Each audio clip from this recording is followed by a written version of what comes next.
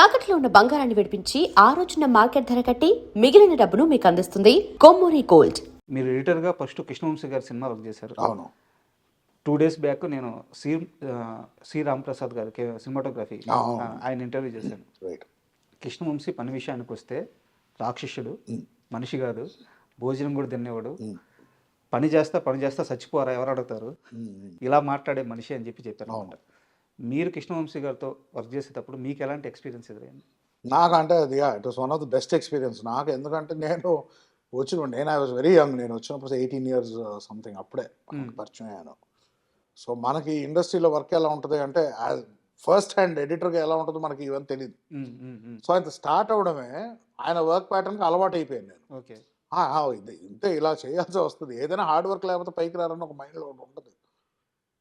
ఆయన వర్క్ ఇప్పుడు చెప్పాలంటే ఇప్పుడు అర్థం అవుతుంది, ఎందుకంటే మిగతా డైరెక్టర్స్తో కూడా పనిచేశాను. కరెక్ట్. సో ఆయన డీటెయిలింగ్ ఎక్కువ ఉంటుందండి. అండ్ ఆయన ఏదో అనుకోని తీస్తారు. ఆయన ఇంప్రొవైజేషన్లు చాలా ఉంటాయి. మళ్ళీ చిన్న ఎగ్జాంపుల్ ఏదన్నా సీన్ గురించి మీ ఇద్దరి మధ్య డిస్కషన్ చెప్తారా? నాకు అంటే ఆయనకి నాకు టెక్నికల్గానే ఎక్కువ డిస్కషన్ ఉండేదండి. నాకు మెయిన్ అంటే నాకు most important very crucial message ఆయన చెప్పింది ఏంటంటే, ఎడిటర్గా నేను ఫస్ట్ ఇప్పుడు ఆ టైంలో యాంథనీ వీళ్ళందరూ ఇప్పుడు టాప్ ఎడిటర్స్, అవును అవును, ఘర్షణ అవన్నీ చేశారు. సో నేను యాజ్ అ కిడ్ నాకేంటి ఆ స్టైల్లో చేయాలి, కూల్గా ఉండాలి, ఎడిటర్ ఎంటీవీ స్టైల్లో ఉండాలి, ఆయనకు నచ్చేది అది. బట్ ఏంటంటారంటే ఎమోషన్ రావట్లేదు అంటారు. నాకు అర్థమయ్యేది కాదు. ఇప్పుడు చేజ్లో ఎమోషన్ ఏముంది, చేసే కదా అన్నమాట. లేదు కాదు, ఆడియన్స్ ఫీల్ అవ్వాలి కదా చేజ్ అంటే, ఆ స్పీడ్ బట్టి కట్స్ పట్టే కదా ఉంటుంది అని నాకు అయ్యేది. అర్థమయ్యేది కదా ఏం చెప్పేవారు. బట్ నాకు రాఖీ టైంలో కొంచెం అర్థమైంది.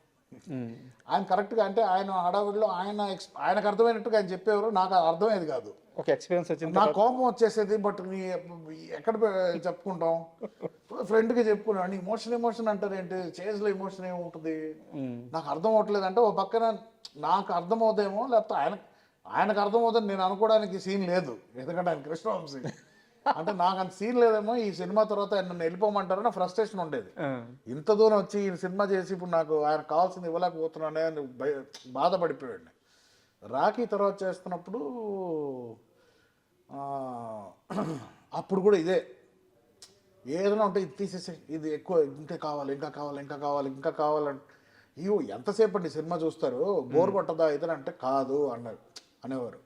ఎవ్రీ షాట్కి ఒక లైఫ్ ఉంటుంది, ఎవ్రీ షాట్కి యాక్టర్ బట్టి, ఎమోషన్ బట్టి, డైలాగ్ బట్టి, దానికంటూ ఒక క్యాలిక్యులేటెడ్ లెంగ్త్ ఉండదు. ఒక ఎడిటర్కి నీ పని ఏంటంటే సినిమాకి సోల్ ఉంటుంది, ఆ సోల్ని మెయింటైన్ చేయాలన్నాడు. నాకు కొంచెం అర్థమైంది అప్పటికి. అండ్ ఆయన ఇట్లాగా మ్యాన్ ఆన్ ఫైర్ అని రెఫరెన్స్ ఇచ్చేవారు.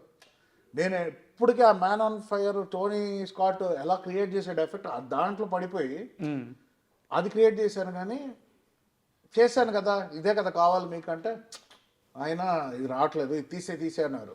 నైట్ అంతా చేశారండి ఇది అంటే, లేదు ఇది రావట్లేదు, మనకి ఎమోషన్ రావట్లేదు. నాకు ఫ్రస్ట్రేషన్ వచ్చేసింది. అమ్మ 2 nights నిద్ర లేకుండా ఈ క్రియేట్ చేస్తే టప్పని తీసేయమన్నారు. ఆయన ఆలోచిస్తారా, ఒకటే క్వశ్చన్ అడిగారు, నువ్వు మ్యాన్ ఆన్ ఫైర్ చూసావా అని అడిగారు. చూశానండి. నువ్వు ఎమోషనల్ అయ్యావా అక్కడ? చావునండి అయ్యాను.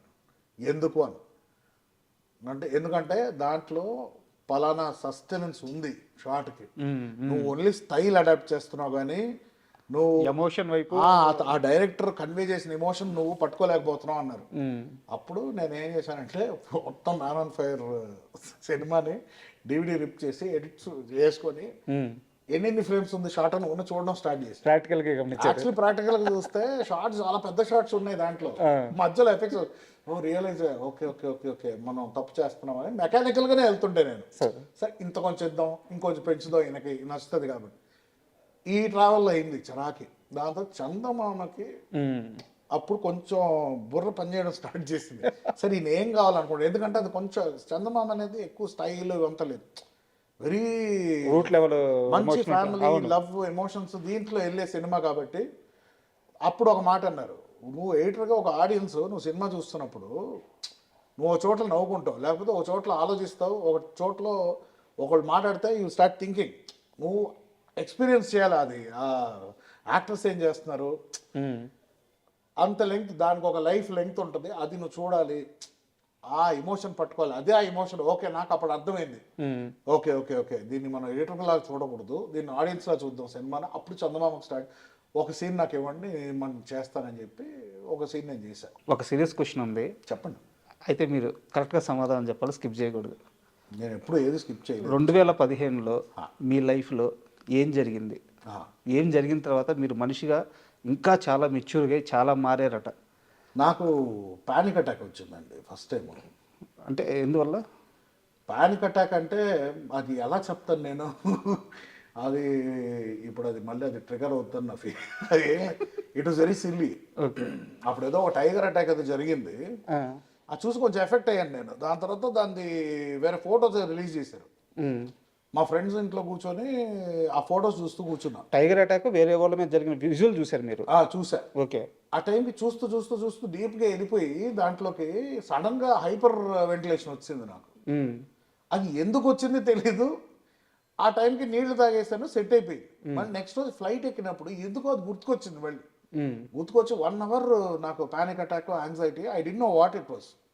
ఎందుకు ఇలా వస్తుంది నాకు, problem very sub conscious primal లెవెల్లో కొట్టినట్టు ఉంది అది.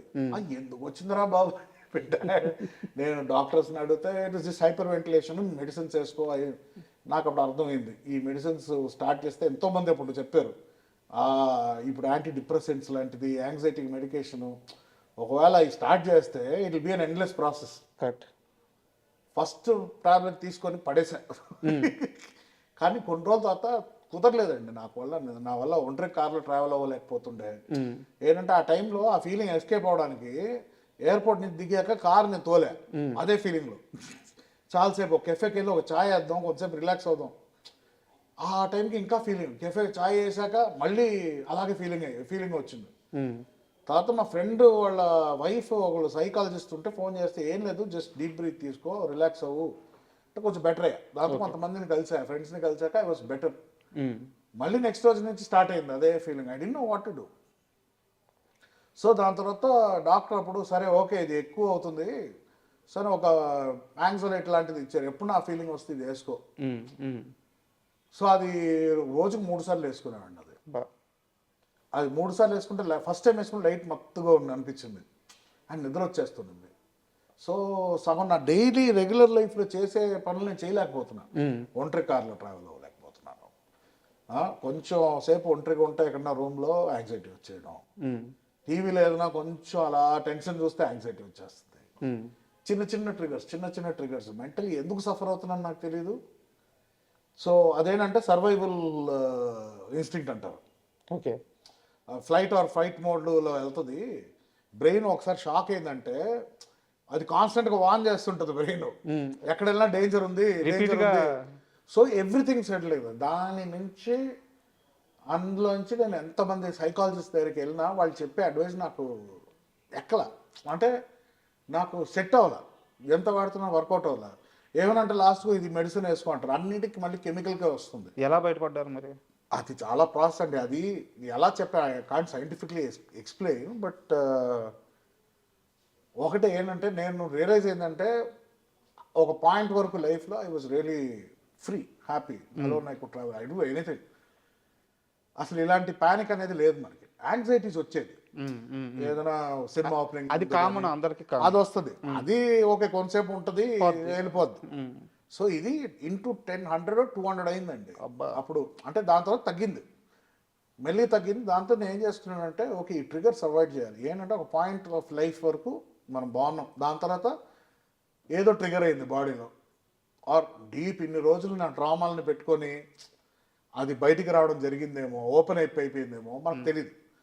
సో నేనేంటంటే నిన్న దానికి టర్మ్ ఏం లేదు. ఏంటంటే నాకు ఇప్పుడు నేను ఇలా ఇంటర్వ్యూలో ఉన్నా, ఈ point this is after anxiety అది వచ్చాక. ఇదే సిచ్యువేషన్లో ఇంతకుముందు కూడా ఉండే మాకు. అప్పుడు నేను ఒక విధంగా నా మైండ్ ఉండేది కదా. సో నాకు ఆ ఇంప్రింటింగ్ అప్పుడు ఎలా ఉండేవాళ్ళం, why can't I just behave the same way, at least బ్రెయిన్కి చెప్పడం బ్రెయిన్కి ఎలాగంటే అది ఎలా ఎక్స్ప్లెయిన్ చేయాలో తెలియదు. సెల్ఫ్ ప్రిపరేషన్ అనుకోవచ్చా? ఎగ్జాక్ట్లీ బ్రెయిన్ ని నేను ట్రైన్ చేస్తాను. బ్రెయిన్ అర్థమవుతుంది, అవును. బ్రెయిన్ లో పోయింది ఏదో చిప్పు దుబ్బి మీరు ప్రిపేర్ ఆ చిప్పుని మళ్ళీ మనం సరి చేయాలి. ఇప్పుడు చిప్పుని ఎలా సరి చేస్తా? సో నా fondest memory childhood memory, college memories, and ever since editing అయ్యి యాక్టింగ్ ఎప్పుడైతే స్టార్ట్ అయిందో అక్కడి నుంచే స్టార్ట్ అయిందండి ఈ ప్రెషరు దరిద్రాలన్నీ. ఆ ఒక యాక్టింగ్ ఫీల్డ్ వల్ల స్టార్ట్ అయింది. ఎందుకంటే ఒక టెక్నీషియన్ లైఫ్ సూపర్. ఇంతకుముందు కూడా చెప్పున్నా, టెక్నీషియన్ లైఫ్ ఇస్ 100% స్ట్రెస్ ఉన్న బెస్ట్. ఒక actor's life is not easy. మీ ఇంట్లోనే మీ నాన్నగారు పెద్ద స్టార్, మీ అన్నగారు మీరు ఎక్కడ మాట్లాడినా మహేష్ అన్న అని అంటారు. మీ అన్నగారు మహేష్ గారు పెద్ద పెద్ద సూపర్ స్టార్, కృష్ణ గారు సూపర్ స్టార్. మీరు ఎంతమంది స్టార్స్, విజయ నిర్మల గారు ఎంతమంది స్టార్స్ని చూసారు. అసలు మీ ఇంట్లో ఎన్విరాన్మెంట్ ఎలా ఉండేది? ఈ ఈ ప్రజలను ఇంట్లోకి ఆ సినిమా వాతావరణం తీసుకొచ్చే వాళ్ళ, లేకుంటే ఎలా క్యారీ చేసేవాళ్ళు వీళ్ళంతా? ఎప్పుడు అడగలేదు వాళ్ళని ఎలా క్యారీ చేస్తారని. నాకు తెలిసినంత వరకు వాళ్ళు ఎప్పుడు కాన్ఫిడెంట్గానే ఉన్నారు. ఏదైనా ఫెయిలియర్స్ ఏదైనా ఫ్లాప్స్ ఏదైనా వచ్చినా బాధపడతారని తెలుసు. అంటే మన ఇంటి వరకు మహేష్ అని అయితే ఓపెన్గా చెప్పారు ఇంటర్వ్యూలోనే, నాకు ఫ్లాప్స్ పడితే నేను బయటికి రాను అని చెప్పేసి, విచ్ ఇస్ వెరీ హ్యూమన్. ఎవరు నిలబడి ఫ్లాప్ అయితే అనుకో, ఎవరైనా అంత కష్టపడతారు. సో కాల్డ్ డేస్ పెద్ద హీరోలు అయితే సినిమాలు అట్లీస్ట్ ఒక 90 days to 150 days ఇలా నడుస్తాయి. ఎవ్రీ టెక్నీషియన్ ఫ్రమ్ హీరో నుంచి ఇన్వెస్ట్మెంట్ అంత ఇది, దాని యాక్టింగ్, దాంతో డబ్బింగ్ చేసి డైరెక్టర్లు ఇంత పనులు చేసుకున్నాక సినిమా రిలీజ్ అయ్యాక ఎఫర్ట్, అది ఎఫర్ట్ ఏంటి? ఆడియన్స్ని టార్చర్ పెట్టాలని ఎవరు సినిమాలు తీరు, సక్సెస్ కోసమే తీస్తారు. సో ఆటోమేటిక్ ఏమైపోతుంది, సేమ్ అండి. అంటే నేను ఇంత కష్టపడి చేసాము, ఎందుకు సక్సెస్ అవ్వలేదు? టార్గెట్ ఆడియన్స్, వాలిడేషన్ కోరుకునేది ఆడియన్స్ నుంచి. ఆడియన్స్ ఇప్పుడు రివర్స్లో ట్రోల్ చేయడం స్టార్ట్ చేస్తున్నారు. అవును. So an industry that is based out of audience, audience ఇది ఇలా ఉంది రెస్పాన్స్ అనేసరికి it is very hard to take for actors నా ఫీలింగ్. సో గుండెని డ్రై చేసుకుంటే మళ్ళీ యాక్టర్ కావడం కష్టం. I don't think there is any actor who is not sensitive. Everyone goes through, at least బాత్రూంలోనే ఏడుస్తారు నాకు తెలిసి. ఎవరికి బయట చూపించుకోపోయినా బాత్రూంలో 100% అండి, అది గ్యారంటీ. ఎవరో ఉన్నారంటే దే గ్రేట్, బట్ నాకు తెలిసి అయితే ప్రతి స్టార్కి అయితే తప్పదు, ఇది తప్పదండి. ఒక అదే అంటున్నాను కదా, ఒక గాడ్ స్టేటస్, ఒక స్టార్ స్టేటస్ వచ్చాక to handle that fame is impossible. అది నా country like India where fanaticism, అంటే ఫ్యాన్స్ అనే వాళ్ళు ఫ్యాన్స్ కూడా కాదు, they transcended to different level. Correct. ఏ లెవెల్కి వెళ్తారంటే అది ఒక, నాకు తెలిసి తెలుగులోనే ఉందండి, తమిళ్లో ఉంది, బట్ తెలుగులో ఉన్న పిచ్ అయితే నాకు తెలిసి తెలుగు సినిమాల హీరోలకి ఉన్న పిచ్చి ఎక్కడ లేదు. ఫ్యాన్స్ 100% లేదండి. In a way it's a blessing and it's a curse also. కొత్త డైరెక్టర్స్ వచ్చే వాళ్ళందరినీ మీ నాన్నగారు పట్టేస్తున్నారు. అంటే నాకు తెలిసి డాడ్ నాకు చిన్నప్పటి నుంచే was a little updated man. Correct. ఎప్పుడు కొంచెం ముందు చూపు ఉండేది in a lot of aspects. ఆయన అప్పుడు కూడా 92లోనే నాకు తెలిసి ఒక లాన్సర్ కార్ తెప్పించారు ఆయన. అప్పటికి ఇంకా ఇక్కడ ఇండియాలో రిలీజ్ అవ్వాలి ఆ కారు, ఎర్లీ 90sలో. ఓకే. జపాన్ నుంచి ఇంపోర్ట్ చేసి తీసుకొచ్చారు. ఈ కార్ ఇలా కూడా కారు ఉంటుందా అని అనుకున్నాను. తర్వాత ఇంకో కారు ఎక్స్చేంజ్ చేశారు. ఆయన ఎప్పుడు ఓకే, ఎప్పుడు ఒక స్టెప్ ముందున్నాం ఎప్పుడు అని ఆలోచించే వ్యక్తి అని నాకు తెలుసు. సో ఆటోమేటిక్ బ్రెయిన్ అలా ఉన్నప్పుడు ఈజ్ కాన్స్టెంట్లీ, అంటే ఆయనకి ఆ ఇంట్రెస్ట్ క్రియేట్ చేయాలనే రూప్లోనే ఉంటారు. సో ఒక క్యారెక్టర్ చెప్తుంటే దిస్ ఇస్ ఎనీథింగ్ న్యూ, పర్ఫార్మెన్స్కి నాకు ఉంది స్కోప్ అనుకుంటే చేసేస్తారు. It's simple. Super. And Vijaya Nirmala గారి ప్రస్తావనకు వస్తే ఆమె ఫుడ్ చాలా బాగా వండుతారు, సూపర్ టేస్ట్ ఉంటుందని చెప్తారు అనమాట. మరి మీకెందుకు స్టార్ హోటల్స్లో తినాలని కోరిక? నాకు తెలిసి కొన్ని లక్షల రూపాయలు మీరు స్టార్ హోటల్స్లో ఫుడ్ కోసం, బైక్స్ మెయింటెనెన్స్ కోసం కొన్ని లక్షల రూపాయలు ఖర్చు పెట్టేశారు అని తెలిసింది. నిజమా అబద్ధం? నిజమేనా? బైక్స్కి ఫుడ్కి ఆల్మోస్ట్ 15 years గ్యాప్. మీరు టైం లైన్స్ అంటే ఇంట్లో సేమ్ చెప్పాను కదండి, రూల్స్ ఎక్కువ అని. సో నా బాడీ తత్వమే చిన్నప్పటి నుంచి నేను లావుగానే ఉంటాను. సో నేను మధ్యలో సన్నపడిన సినిమాకి అదొక చిన్న ఇంత percentage of my life. So star హోటల్కి వెళ్ళాలని ఒక క్యూరియాసిటీ ఉండేది. సో వెళ్దాం అంటే ఎందుకు ఇంట్లో ఏం తక్కువ చేశారు అక్కడికి వెళ్ళి నువ్వు థౌసండ్స్ ఖర్చు పెట్టేది వేస్ట్ బదులు ఇంట్లో తిను. బట్ అదే ఎప్పుడైతే నో చెప్తారో కొంచెం క్యూరియాసిటీ ఎక్కువ. ఇంకా పెరుగుద్ది, కరెక్ట్. బట్ అఫ్ కోర్స్ నాకు పాకెట్ మనీ ఇవంతా తెగ ఇచ్చేవారు కాదు. కొంచెం తెలుసు వీళ్ళకి ఈ ఏజ్లో ఇస్తే అనవసరమైన అలవాట్లు ఇవన్నీ స్టార్ట్ అవుతాయి, ఫ్రీడమ్ ఇవ్వకూడదు ఎక్కువ, సో కొంచెం కంట్రోల్లో ఉంటేనే కరెక్ట్ అనుకునే వాడు పెట్టారు. ఇప్పుడు ఎప్పుడైతే ఎడిటింగ్ స్టార్ట్ అయిందో నాకు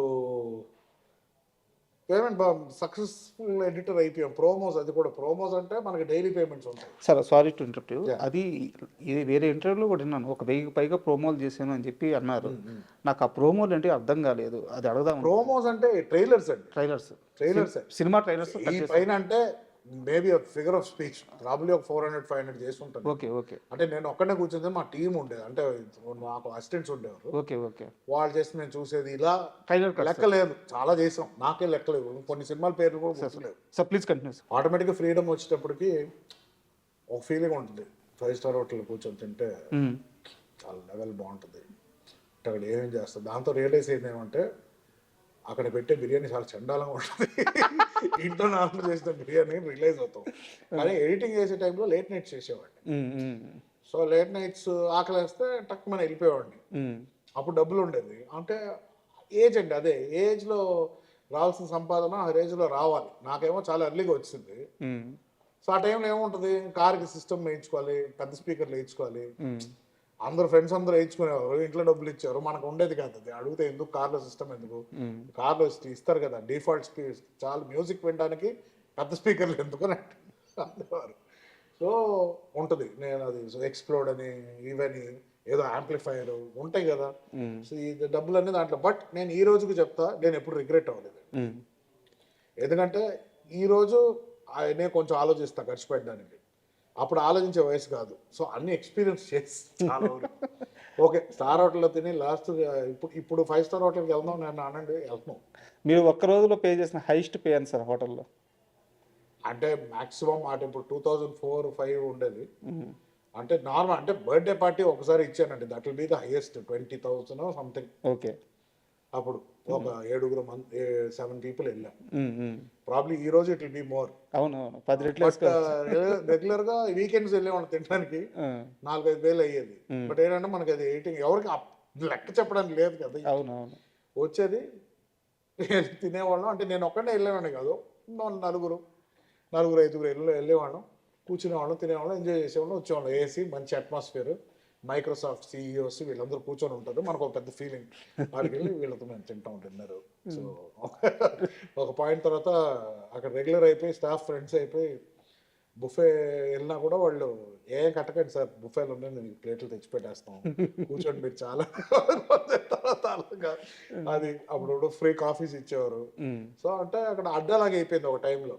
సో డబ్బులు లేనప్పుడు ఒక్కొక్కసారి అక్కడికి వెళ్ళేవాళ్ళం, తాజ్కి వెళ్ళేవాళ్ళం. ఎందుకంటే వెయిటర్స్ ఫ్రీ కాఫీ ఇస్తారని తెలుసు. బయటికి ఎక్కడ బరిస్తాకి వెళ్ళినా 40-50 రూపీస్ ఉంది, లేకపోతే డైరెక్ట్గా తాజ్కి వెళ్తే ఒక కాఫీ అయినా ఫ్రీగా దొరుకుతుంది, ఒక 2 hours కూర్చోవచ్చు, ఏసీలో కూర్చొని మాట్లాడుకోవచ్చు, వచ్చేయచ్చు. ఇలాంటి కొన్ని బెనిఫిట్స్ ఉండేవి ఆ టైంలో. బట్ అలాంటి హోటల్స్కి చాలా రోజులు అయిపోయింది యాక్చువల్లీ. ఇప్పుడు బయటికి స్టార్ హోటల్స్ పెద్ద తేడా ఏం లేదు, అన్నీ ఒకటే ఇప్పుడు. బట్ మ్యాక్సిమం అన్నీ పోయింది. ఇప్పుడు మ్యాక్సిమం ఇంట్లో ఫుడ్ ఎంత తినగలుగుతామో అంత తింటే బెటర్ అని ఇప్పుడు అన్ని చేంజ్ చేసాం.